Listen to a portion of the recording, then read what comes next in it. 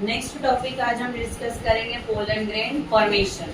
Pollen grain is a product of male reproductive system of flower. कि flower में जो male reproductive part होता है उसमें किसका फॉर्मेशन होता है? पोलन ग्रेन का। अब इसको भी हमने कितने पार्ट में डिवाइड किया है? 4 पार्ट में। First is stamen, second one is microsporangium which is present in anther, then microsporogenesis and pollen grain development. अब इसको डिटेल में एक एक स्टेप को समझते हैं। सबसे पहले बात करते हैं स्टेमन की, इसकी बात करते हैं स्टेमन। ग्रुप ऑफ स्टेमन हमने लास्ट वीडियो में डिस्कस किया था कि स्टेमन के ग्रुप को हम बोलते हैं एंड्रोशियम। क्या बोलेंगे? एंड्रोशियम। एंड्रोशियम की सिंगल यूनिट जो होती है उसी को बोला जाता है स्टेमन। एंड्रोशियम की जो सिंगल यूनिट है उसको हम क्या बोल रहे हैं? स्टेमन। ये स्टेमन का डायग्राम हो गया। स्टेमन में ये जो लॉन्ग सिलेंडर पार्ट है इसे बोलते हैं हम फिलामेंट। इस लॉन्ग फाइबर स्ट्रक्चर को क्या बोलते हैं? थ्रेड लाइक स्ट्रक्चर को फिलामेंट। फिलामेंट एंथर को थैलेमस से कनेक्ट करने का काम करता है। हम ये जो पार्ट है इसको क्या बोलते हैं? एंथर। क्या बोलेंगे? एंथर। और एंथर में ही किसका फॉर्मेशन होता है? पोलन ग्रेन का। अब एंथर में आप देख रहे होंगे कि हमें 2 कंपार्टमेंट देखने को मिल रहे हैं। दैट मीन्स कि जो एंथर होता है इसमें 2 लोब्स होते हैं। कितने लोब्स होते हैं? 2 lobes. That is bilobed anther. ये एंथर में 2 लोब है इसीलिए हमने लिखा बाइलोब्ड। क्या लिखा बेटा? बाइलोब्ड। बट प्लांट के क्लासिफिकेशन में हम प्लांट के अलग अलग फैमिलीज देखते हैं। तो जो फाइब्रस फ्लावर्स है तो उससे यहाँ जो फाइबर प्रोड्यूस करने वाले प्लांट है, फॉर एग्जांपल पटसन है, कॉटन है, जूट है, तो इनकी जो प्लांट होते हैं वो आते हैं मालवेसी में। कौन सी फैमिली को बिलोंग करते हैं? मालवेसी को। तो जो मालवेसी का एंथर होता है वो सिंगल लोब्ड होता है। कितने लोब होते हैं बेटा? 1। मालवेसी फैमिली के एंथर के बारे में पूछे तो वहाँ आप बताइएगा कि उसमें कितने लोब है? 1 लोब है। बट जनरल एंथर का पूछे तो जितने भी एंथर होते हैं उसमें कितने लोब होते हैं? 2 लोब्स होते हैं। इसीलिए हम लिखते हैं बाइलोब्ड एंथर। क्या लिखेंगे बेटा? Bilobed anther. But Malvaceae family में एंथर में कितने लोब है? तो 1 लोब होते हैं।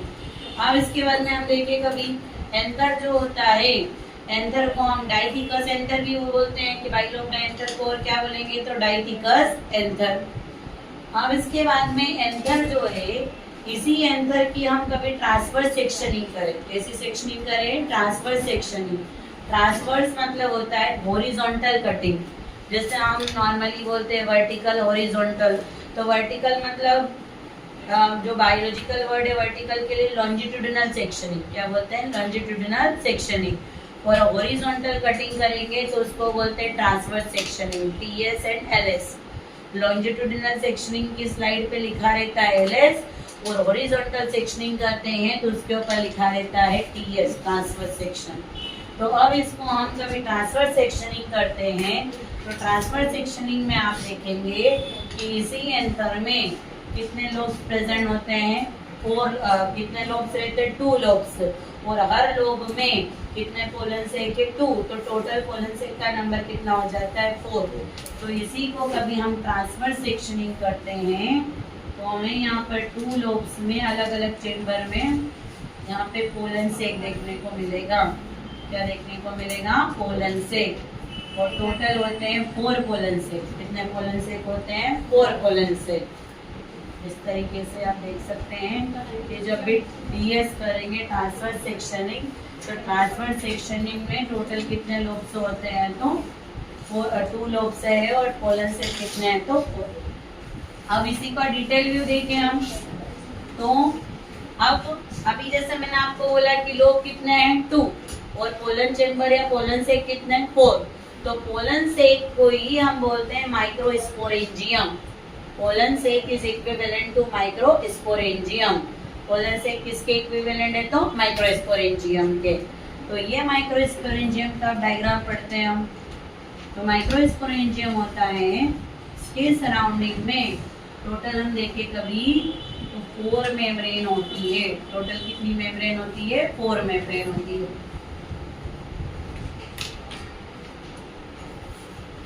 सबसे आउटर मेम्ब्रेन को हम बोलते हैं एपिडर्मिस। आउटर मोस्ट मेम्ब्रेन को क्या बोलेंगे, लेयर को क्या बोलेंगे, एपिडर्मिस। 4 लेयर से सराउंडेड है, आउटर मोस्ट लेयर को बोलते हैं epidermis. Epidermis involve in protection of pollen sac, pollen sac को प्रोटेक्ट करने के काम में आती है। फिर उसके बाद में हम देखें एपिडर्मिस के बाद में आती है सेकेंड लेयर। सेकेंड लेयर को बोलते हैं एंडोथीशियम। सेकेंड लेयर को क्या बोलेंगे बेटा, एंडोथीशियम।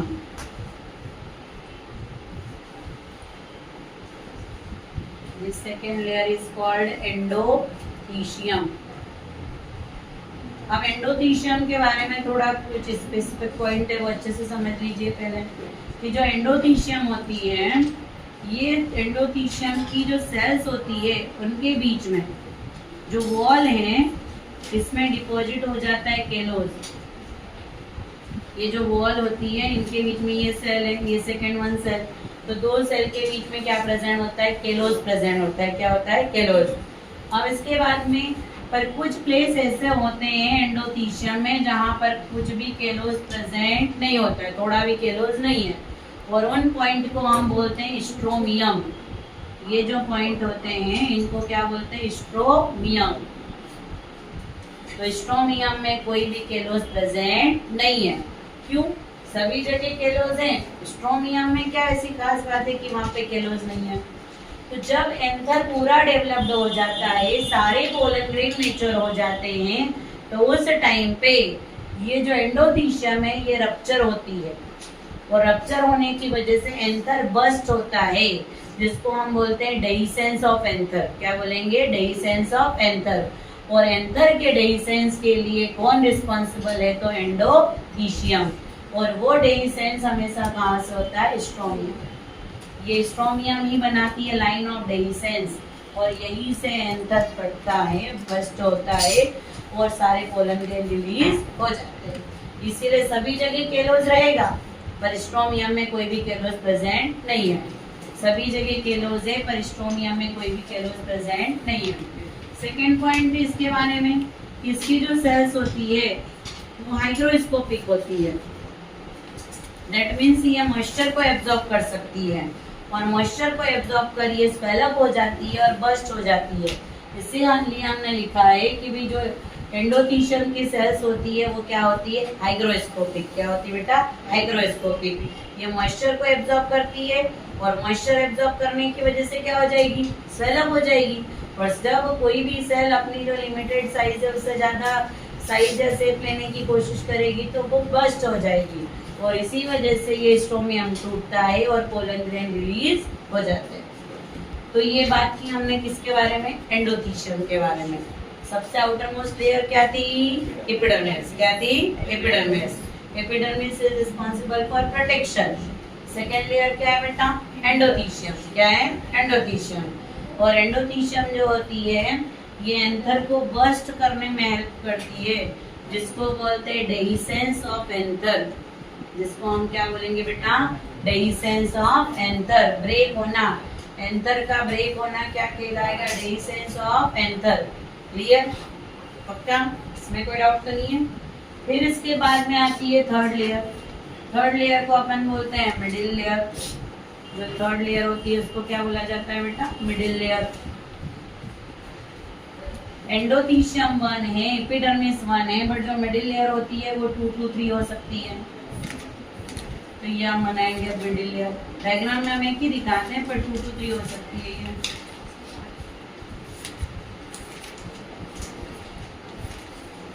और इस मिडिल लेयर के अंदर होता है टेपेटम।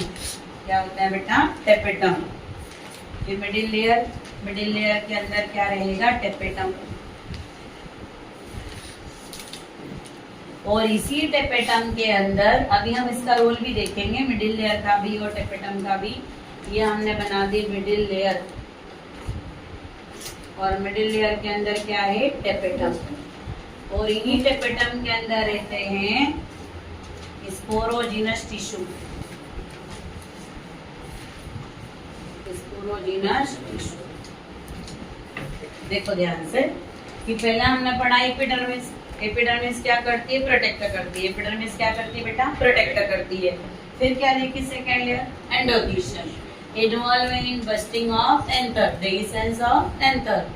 फिर उसके बाद में क्या है बेटा? Middle layer. क्या है? Middle layer. और जो मिडिल लेयर होती है वो सबसे अंदर हमने बनाए स्पोरोजिनस टिश्यू, इनको न्यूट्रिशन प्रोवाइड करती है। मिडिल लेयर किसको न्यूट्रिशन देती है बेटा? स्पोरोजिनस टिश्यू को।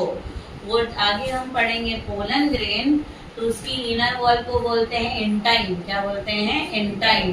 तो वो इंटाइन बनाने में भी कौन इन्वॉल्व होती है? Middle layer.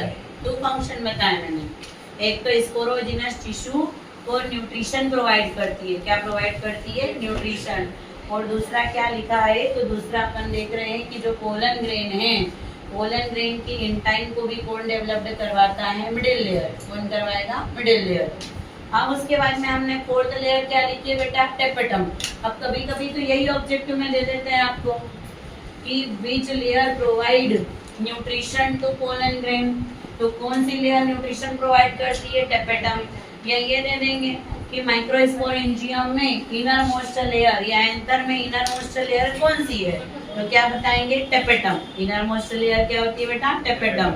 और फिर क्या क्वेश्चन निकल रहा है इससे कि जो एक्साइन पढ़ेंगे आगे, पोलन ग्रेन के आउटर वॉल को क्या बोलते हैं बेटा? एक्साइन। वो एक्साइन का डेवलपमेंट भी कौन करवाता है? Tapetum.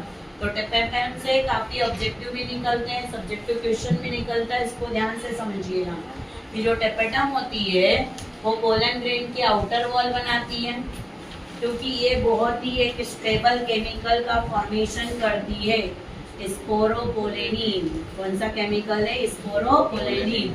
It is very stable substance, very resistant substance in plant.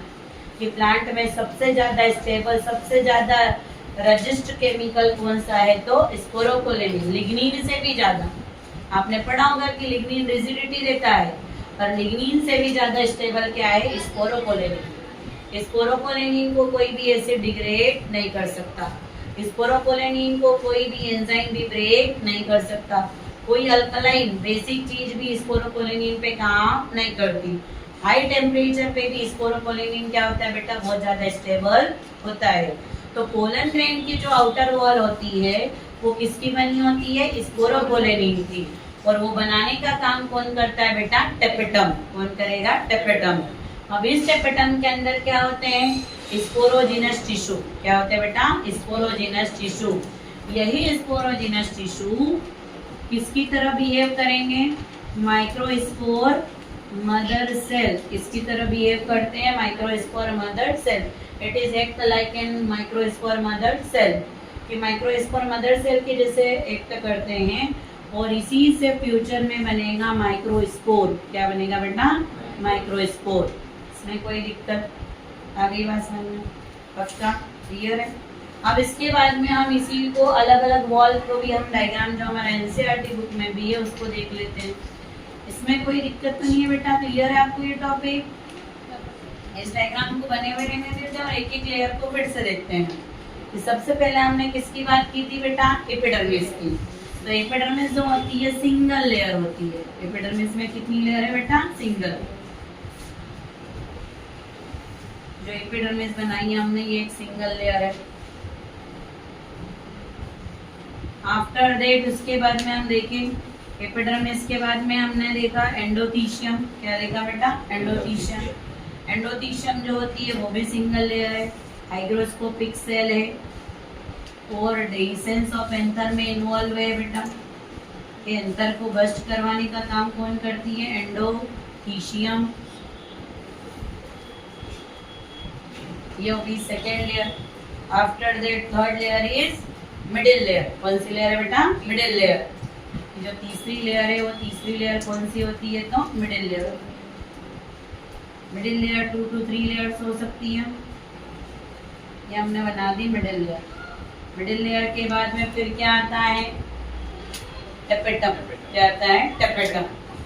जो मिडिल लेयर होती है, मिडिल लेयर के बाद में यहाँ पे हमने क्या बना दिया है? टेपेटम। और इसी टेपेटम में क्या है? Sporogenous tissue. ये हो गया स्पोरोजिनस टिश्यू। जो डिवीजन के बाद में ये अपनी मिडिल लेयर और फिर क्या है स्पोरोजिनस टिश्यू, इसके अंदर है टेपेटम के अंदर, और यही स्पोरोजिनस टिश्यू इसकी तरह एक्ट करते हैं। तो ये एक्ट करते हैं माइक्रोस्पोर मदर सेल। तो वहाँ पर हमने लाइन व्यू बनाया है, यहाँ पर एक एक लेयर को सेल के फॉर्म में दिखा दिया है।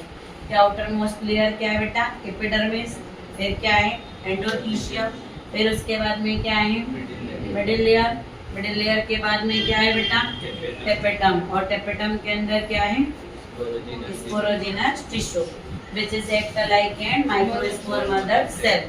किसकी तरह एक्ट करते हैं, माइक्रोस्पोर मदर सेल की तरह एक्ट करते हैं। ये टॉपिक क्लियर है यहाँ तक। अब हम देखते हैं कि अभी हमने बात की कि यही स्पोरोजिनस टिश्यू किसकी तरह एक्ट करेगा, माइक्रोस्पोर मदर सेल की तरह एक्ट करेगा, और उससे आगे क्या बनता है पोलन ग्रेन बनता है। माइक्रोस्पोर बनेंगे फिर पोलन ग्रेन बनेगा, तो वो प्रोसेस देखना है। पर इसके पहले एक डायग्राम हो है हमको मैच्योर्ड एंथर, कि एंथर जैसे हमने ये एंथर पढ़ा कि एंथर के एक यूनिट को हमने बोला माइक्रोस्पोरेंजियम। क्या बोला बेटा, माइक्रोस्पोरेंजियम। कितने माइक्रोस्पोरेंजियम है, 1 2 3 4। तो कभी कभी इसके लिए हम ये टर्म यूज करते हैं टेट्रास्पोरेंजियम, कि 4 माइक्रोस्पोरेंजियम है, तो एक साथ आप इसको क्या बोल देते हैं टेट्रास्पोरेंजियम। क्या बोल देंगे टेट्रास्पोरेंजियम। और यहाँ पर ये दोनों लोग को कनेक्ट करने के लिए क्या प्रेजेंट होता है बेटा, कनेक्टिव। क्या प्रेजेंट होता है, कनेक्टिव, जो दो लोग को या इन चैम्बर्स को कनेक्ट करने का काम करता है। इसमें कोई डाउट। अब देखते हैं मैच्योर एंथर। तो मैच्योर एंथर में मैच्योर एंथर मतलब क्या, तो जो एंडोथीशियम है उसकी सेल्स हाइग्रोस्कोपिक है, तो वो मॉइस्चर को एब्जॉर्ब करेगी। कब करेगी, जब पोलन ग्रेन क्या हो जाएंगे, मैच्योर हो जाएंगे, और पोलन ग्रेन मैच्योर हुए तो एंथर को बर्स्ट होना है। तो वो मैच्योर एंथर मतलब डेइसेंट एंथर। मैच्योर एंथर का मतलब क्या होता है बेटा, डेइसेंट एंथर। जो एंथर बर्स्ट हो चुका है उसी को हम क्या बोल देते हैं, मैच्योर एंथर। तो इसमें हम देखें कभी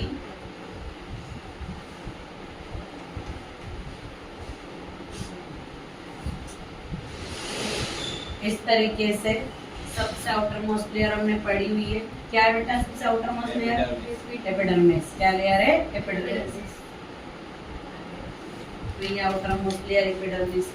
थोड़ी देर पहले हमने डिस्कस किया था कि एंडोथीशियम में जो स्ट्रोमियम होता है, स्ट्रोमियम में केलोज एब्सेंट है, इसीलिए जो डेइसेंस हुआ यही से हुआ, और इसी पोजीशन में ये जो पूरी लाइन बनती है इसको बोलते हैं लाइन ऑफ डेइसेंस। क्या बोलते हैं, लाइन ऑफ डेइसेंस। फिर उसके बाद में यहाँ पे आ जाती है अपनी एंडोथीशियम।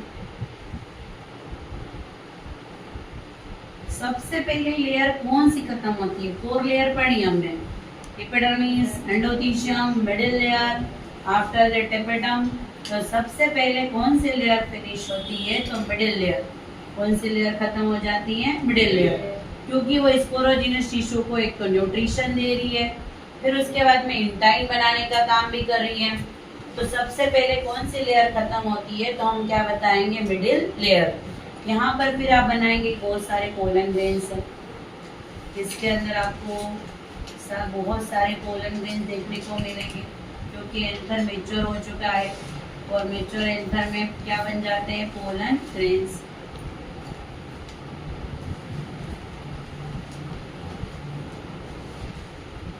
तो ये बना लिया हमने पोलन ग्रेन्स। और जैसे ही एंथर मैच्योर हुआ डेइसेंट हो गया है। डेइसेंट होने की वजह से बहुत सारे पोलन ग्रेन्स इस तरीके से रिलीज भी होते दिखेंगे हमको।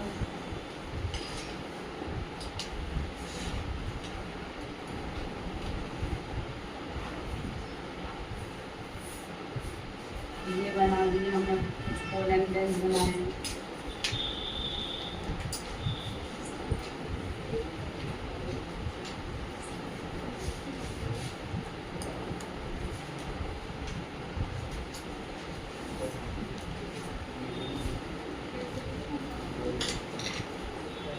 क्लियर।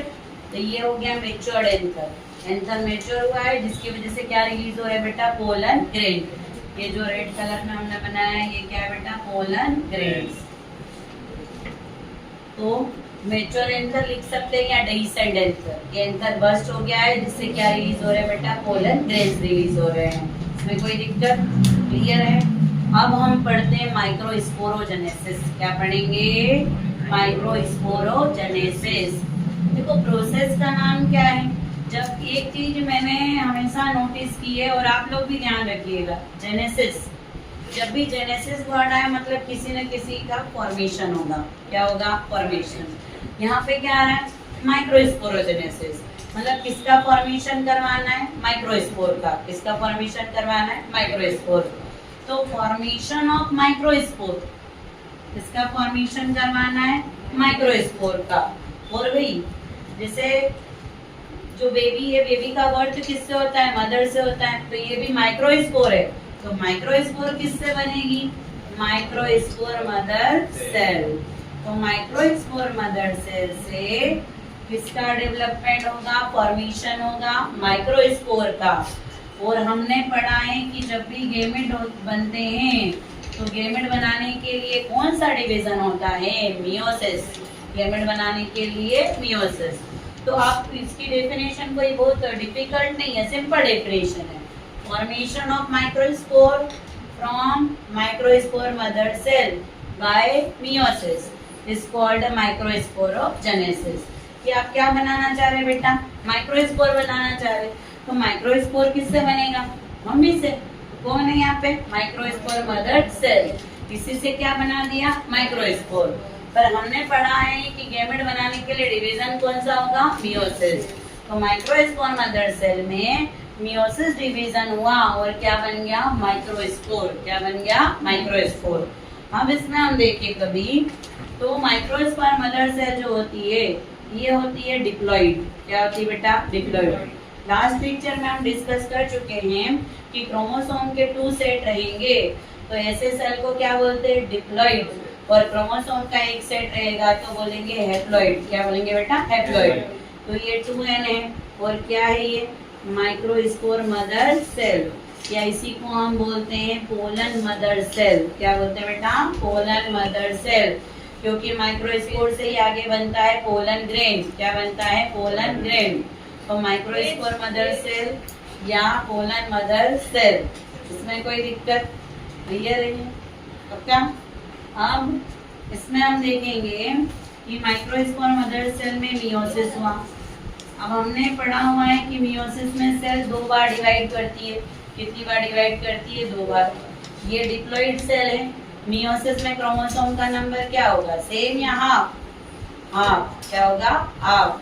तो हम देखेंगे कि 2n से क्या हो जाएगा, n। सेल तो बन गई 2, ये 2 सेल बन रही है यहाँ पे, पर क्रोमोसोम का नंबर क्या हो गया है, हाफ हो गया है। क्या हो गया, हाफ। अब मियोसिस में सेल 2 बार डिवाइड करती है तो ये हो गया मियोसिस 1। अगला डिवीजन होगा मियोसिस 2। और मियोसिस 2 के बाद में हम देखें तो यहाँ पर कितनी सेल का फॉर्मेशन होगा, 4 सेल का। 2 सेल से कितनी सेल बन जाएगी बेटा, 4 सेल बन जाएगी।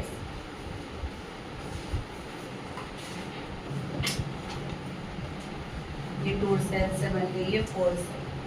अब ये 4 सेल पूरी एक साथ रहेगी, ऐसा नहीं कि अलग हो गई। तो इसको हम बोलते हैं, क्या बना, माइक्रोस्पोर मदर सेल से बना माइक्रोस्पोर। क्या बना बेटा, माइक्रोस्पोर। ये माइक्रोस्पोर का फॉर्मेशन हो रहा है। कितने माइक्रोस्पोर में देखिए सेल कितनी है, 4। इसीलिए इसको बोल देते हैं माइक्रोस्पोर टेट्राड। क्या बोलेंगे, माइक्रोस्पोर टेट्राड।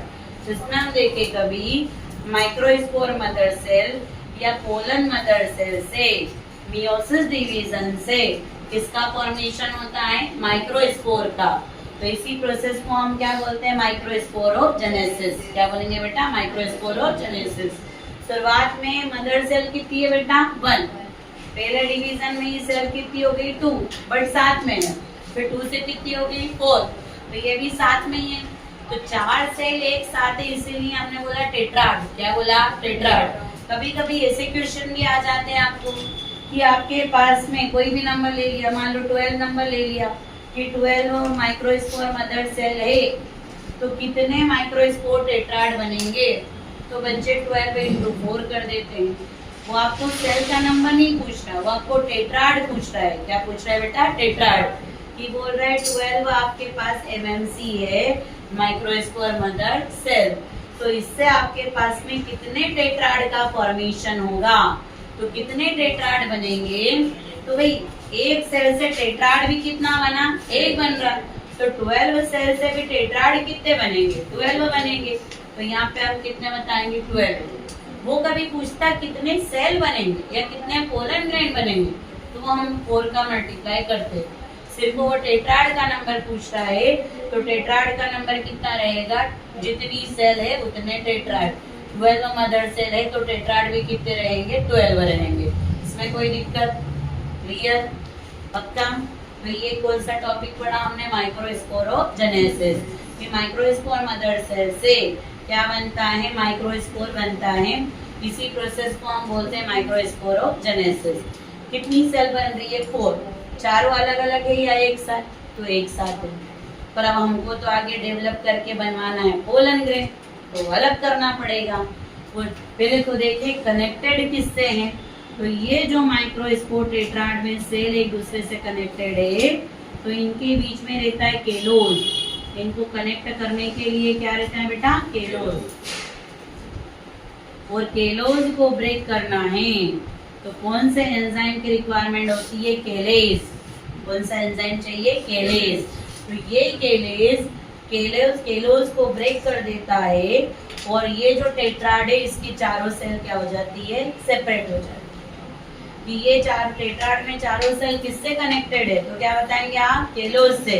और केलोज को ब्रेक करने के लिए हम किसका यूज करते हैं? तो क्या बताएंगे? केलेज। किसका यूज करेंगे बेटा? केलेज। अब मैंने बोला कि भी चारों सेल अलग होगी। अब चारों सेल अलग होगी तो डेवलपमेंट चारों का होगा, क्योंकि हमको बहुत सारे पोलन ग्रेन चाहिए।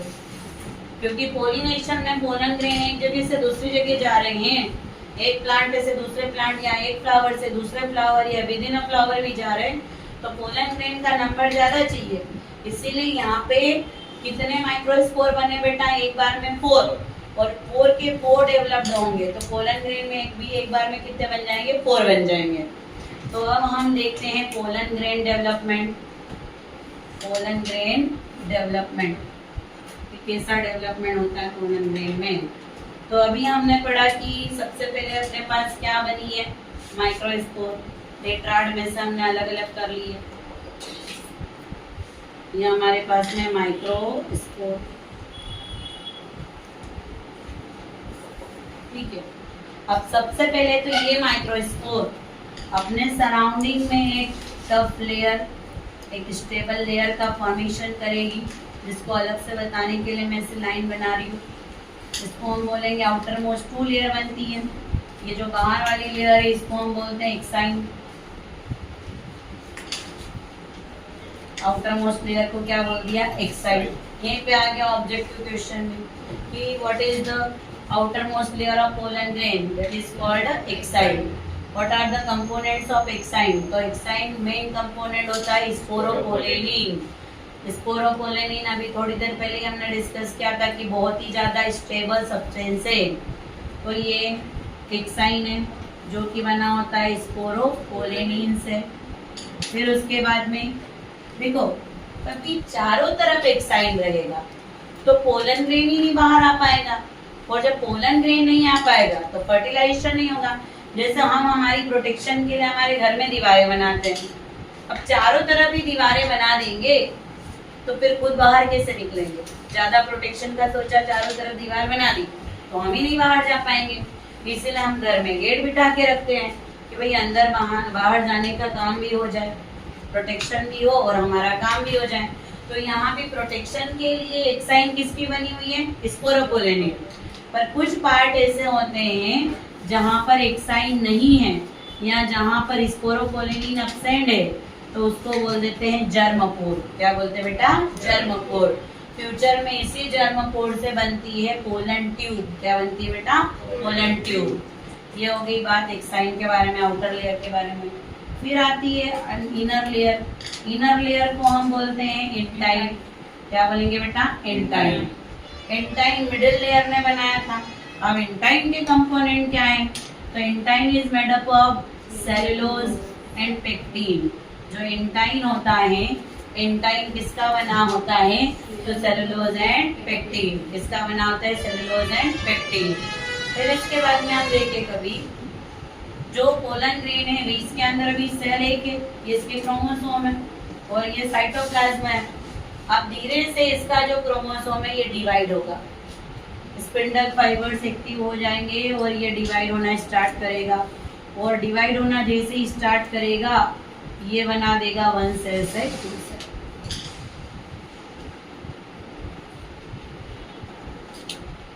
ये हमने बनाई एक साइन जो कि स्पोरोपोलेनिन की बनी हुई है, फिर बनाई इंटाइन, ठीक है। और ये अंदर अब धीरे धीरे ये चाह रहा है कि अब डिवाइड करके 1 सेल से 2 सेल बना ली जाए, ठीक है। और मदर सेल डिप्लॉइड थी पर माइक्रोस्पोर क्या होते हैं? हैप्लॉइड, जो कि मियोसिस से बना है। अब डिवीजन होगा इसका और डिवीजन के बाद में कौन सा डिवीजन? तो भाई एन में ये चीज आप फिक्स रखिएगा अपने माइंड में कि जब भी हैप्लॉइड सेल है तो हैप्लॉइड में कभी भी मियोसिस नहीं होगा। हैप्लॉइड सेल में क्या होता है? माइटोसिस होता है। क्या होता है बेटा? माइटोसिस होता है। और अब माइटोसिस हुआ और इसकी सेल ने डिवाइड करके 1 सेल से बना दी 2 सेल्स। 1 सेल से क्या बना दिए? 2 सेल बना दिए। ये जर्मोफोर है, ये एक्साइन और ये इंटाइन। अब देखें हम कभी तो डिवीजन हो गया है, 1 सेल से 2 सेल बन गई है। पर इस डिवीजन में भी एक सेल क्या होती है? स्मॉल होती है और एक सेल क्या रहती है बेटा? लार्ज। लार्ज सेल है तो न्यूक्लियस भी क्या रहता है बेटा? लार्ज रहता है। और साथ में ही इसमें बहुत ज़्यादा डेंस, मतलब न्यूट्रिशन भी बहुत ज़्यादा रहेगा, डेंस साइटोप्लाज्म होता है। जबकि जो स्मॉल सेल है न्यूक्लियस भी स्मॉल, साइटोप्लाज्म भी डेंस नहीं रहता है। अब जो लार्ज सेल बनी है इसको बोलते हैं वेजिटेटिव सेल। लार्ज सेल को हमने क्या बोला बेटा? Vegetative cell. और जो स्मॉल सेल बनी है इसको बोल देते हैं जनरेटिव सेल। क्या बोलेंगे बेटा? Generative cell. तो इस तरीके से ये हो गया पोलन ग्रेन का डेवलपमेंट। आगे हम देखेंगे कि जब यही पोलन ग्रेन स्टिग्मा पे पहुंचता है तो ये बनाता है पोलन ट्यूब। क्या बनाता है बेटा? Pollen tube. अब यहाँ पे मैंने आपको कितनी सेल बताई है? 2, वेजिटेटिव और जनरेटिव। तो 60% प्लांट में तो यही 2 सेल जाती है फर्टिलाइजेशन के लिए, पर 40% प्लांट में यही जनरेटिव और डिवाइड करती है और जनरेटिव से 2 बन जाएगी और एक वेजिटेटिव। तो टोटल कितनी सेल हो जाती है? 3 सेल। 40% में 3 सेल और 60% में 2 सेल। वो भी पढ़ेंगे आगे के लेक्चर में। इसमें कोई डाउट? अभी एक क्विक रिवाइज करवा रहे हो, ध्यान दीजिएगा। पोलन ग्रेन के डेवलपमेंट के लिए सबसे पहले हमारे पास माइक्रोस्पोरोजेनेसिस की प्रोसेस से क्या बने हैं? माइक्रोस्पोर बने हैं। क्या बने हैं? माइक्रोस्पोर, जो कि रहते हैं हैप्लॉइड। अब इसके बाद में हम देखें तो ये माइक्रोस्पोर अपने आसपास 2 लेयर का फॉर्मेशन करता है। Outermost layer is called as exine which is made up of sporopollenin and made by tapetum बनाती है। Second layer is intine, it is made by middle layer and made up of cellulose and pectin. Third इसकी में अपन देखें तो sporopollenin सभी जगह होता है एक साइड में, पर कुछ पार्ट ऐसे भी होते हैं जहाँ पर स्पोरोपोलेनिन नहीं है। यहीं से फ्यूचर में पोलन ट्यूब बनती है और इन पार्ट्स को हम बोलते हैं जर्मपोर। क्या बोलेंगे? जर्मपोर। फिर उसके बाद में देखेंगे कि ये जो पोलन ग्रेन है, माइक्रोस्पोर है, ये माइक्रोस्पोर डिवाइड करेगा और कितनी सेल बनाता है? 2 सेल। बट डिवीजन माइटोसिस तो हो रहा है पर अनइक्वल है। एक सेल बन रही है स्मॉल और एक सेल बन रही है लार्ज। स्मॉल सेल जो रहती है न्यूक्लियस भी स्मॉल है, प्रोटोप्लाज्म भी डेंस नहीं है, तो ये हो जाती है जनरेटिव सेल। और जो लार्ज सेल है न्यूक्लियस भी लार्ज है, वैक्यूल भी प्रेजेंट है, इसको बोलते हैं वेजिटेटिव सेल। और जहाँ पर स्पोरोपोलेनिन नहीं है उसको हमने क्या बोला बेटा? जर्मोपोर। क्या बोला बेटा? जर्मोपोर। इसमें कोई दिक्कत? अब हम देख रहे हैं कि 2 सेल है तो 60% में तो 2 सेल ही जाएगी, फ्यूचर में यहाँ से जब कोलन ट्यूब बनेगी तो 60% में तो हम देखेंगे कि 2 सेल जाती है, पर 40% में ये जनरेटिव और डिवाइड करती है और 2 की बजाय कितनी सेल जाती है, 3 सेल जाती है। इसमें कोई दिक्कत